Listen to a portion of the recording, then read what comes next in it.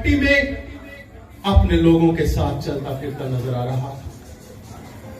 आज हम क्यों इतनी जल्दी डोल जाते हैं? आज हम क्यों इतनी जल्दी पीछे हट जाते हैं? आज हम क्यों खुदावंद को छोड़ देते हैं? क्या हमारा खुदा जिंदा खुदा नहीं है? मेरे बहनों भाइयों, हम किसी मुर्दा खुदा की प्रस्तिश नहीं करते, हम किसी मुर्दा खुदा को नहीं पूछते, हम जिंदा खुदा को पूछते हैं। वो जिसने मौत और कब्र पर फतह पाकर, वो खुदावंद जिसने मौत और कब्र पर फतह पाकर मुझे और आपको हमेशा की जिंदगी दी है। हमारा खुदा जिंदा खुदा। हम देखते हैं कि बाज़-औक़ात हम अपने आप को बड़ा तन्हा महसूस करते हैं। जब कोई दुख होता है, जब कोई तकलीफ होती है, तो हम एकदम से पीछे हटना शुरू कर देते हैं। क्या ये जरूरी है कि सिर्फ सुख में हम खुदावंद को भूल जाएं और जब हमारे पास दुख हो तो हम उसके कदमों में झुक जाएं कि खुदावंद तू ही सब कुछ है?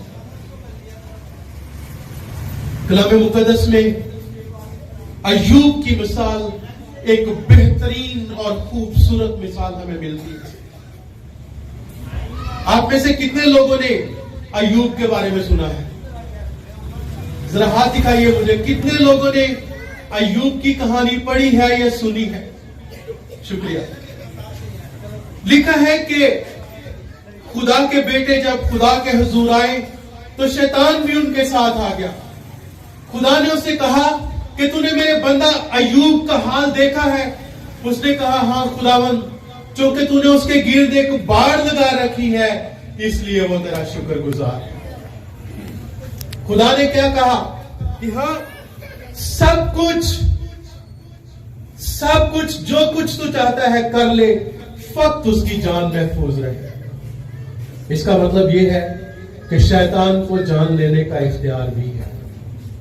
ये मत सोचे कि वो हमें नुकसान नहीं पहुंचाता है, वो हमें दूर से डरा तो सकता है लेकिन हमारे करीब नहीं आ सकता। लिखा है कि उसके माल मवेशी खत्म हो गए, घर बार जायदाद सब कुछ चला गया, यहां तक कि उसके बेटे और बेटियां भी मर गए। और लिखा है कि उसके जिस्म पर ऐसे फोड़े निकले कि वो एक ठीकरा लेकर, आपको पता है ठीकरा क्या होता है?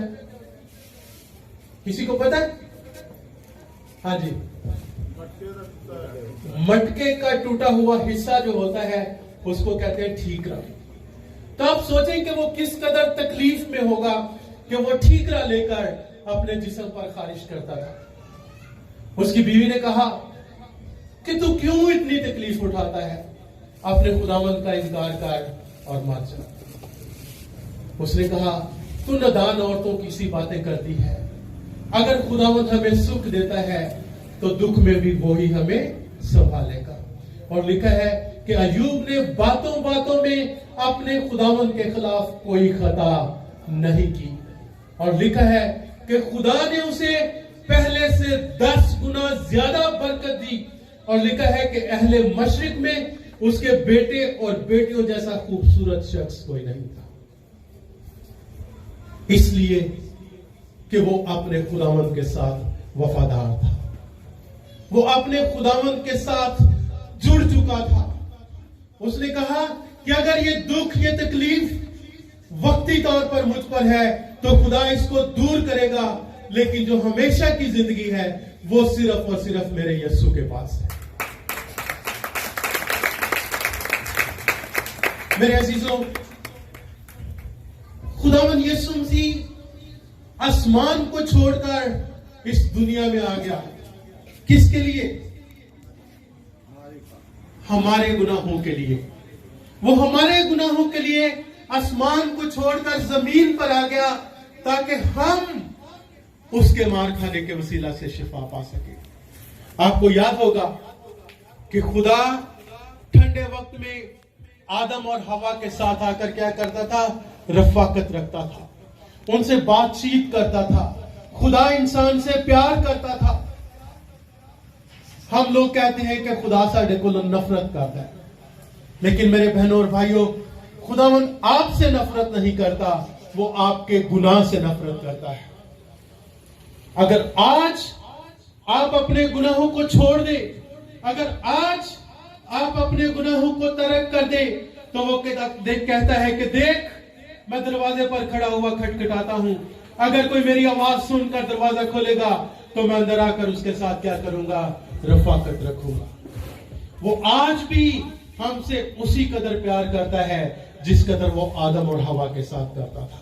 इसलिए कलाम मुकद्दस में लिखा है कि उसने अपना इकलौता बेटा बख्श दिया ताकि जो कोई उस पर ईमान लाए हलाक ना हो बल्कि हमेशा की जिंदगी पाए।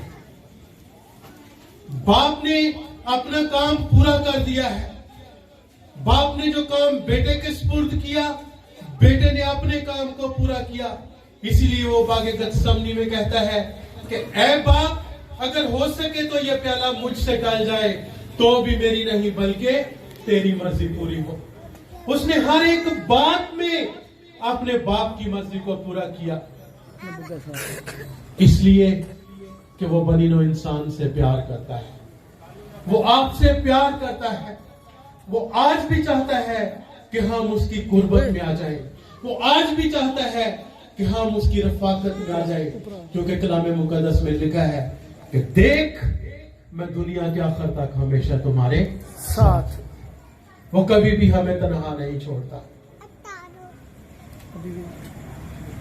मैंने शायद पहले भी ये गवाही दी थी और एक बार फिर ये गवाही देना चाहता हूं कि हम जब भी दुख में होते हैं, हम जब भी मुश्किल में होते हैं, हमारा खुदावन हमेशा हमारे साथ खड़ा होता है।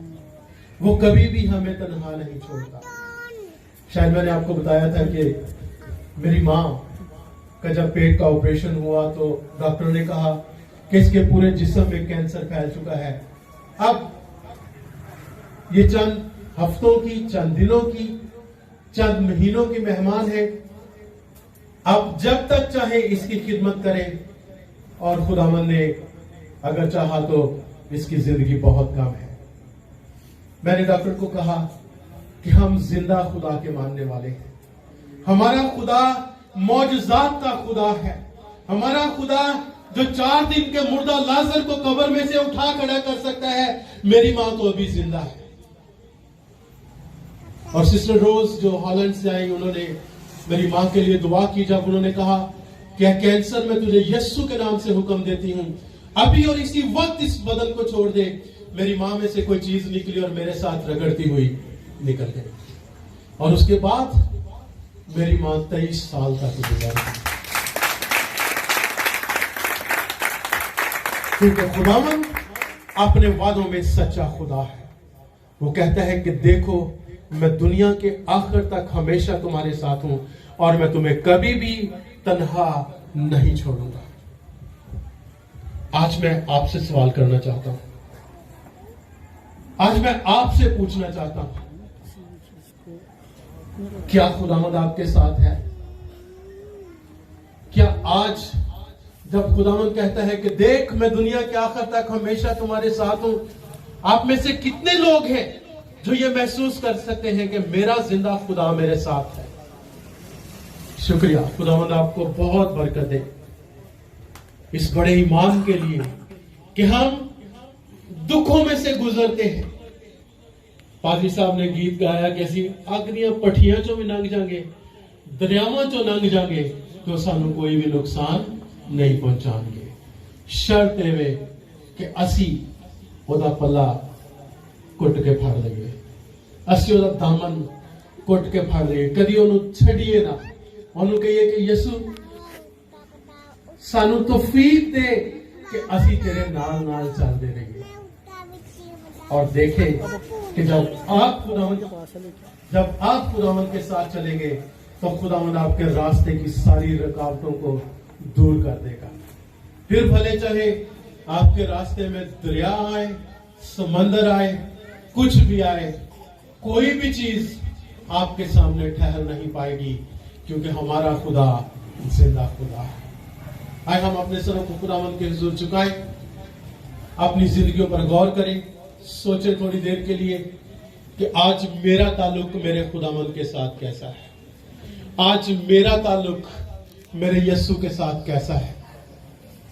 अगर आपका ताल्लुक खुदावंद के साथ दुरुस्त है, अगर आपने अपनी जिंदगी खुदावंद को दी है, तो फिर याद रखिए, ईमान रखिए कि खुदावंद आपको हर एक मुश्किल में से निकालने पर कादिर है। खुदावंद मुझे और आप सबको आज के कलाम के वसीला से बरकत बख्शे।